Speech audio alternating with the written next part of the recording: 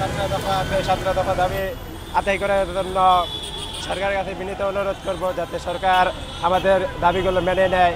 দাবিগুলো মেনে নিলে দেশের সংস্কার হইবে, যাতে খুনি হাসিনার অগ্রাসনগুলো ধ্বংস করতে পারি।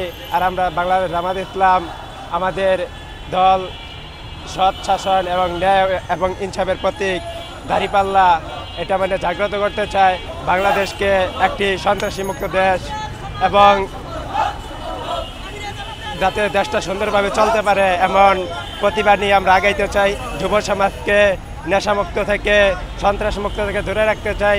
যুব সমাজকে আমাদের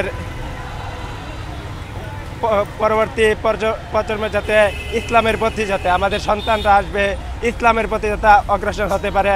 আমরা বাংলাদেশে এমন কোনো উশৃঙ্খল চাই না। যেরকম আওয়ামী লীগ 17 বছর করে গেছে, আমাদেরকেও অনেক নির্যাতিত হতে হয়েছে।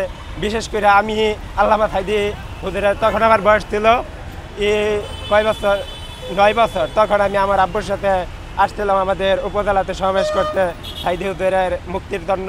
তখন আমার এই যে বাম পাশে এখন গুলি দাগ আছে, কয়েকটা গুলি করছিল। তখন থেকে আমরা জামাত শিবির করি। মূলত আমরা চাই বাংলাদেশে কোরআনের দিন কায়েম হোক, মানে কোরআনের রাজ কায়েম হোক।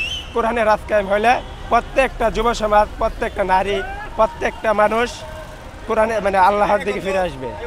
এটাই আমাদের আশা, এটাই আমাদের প্রত্যাশা।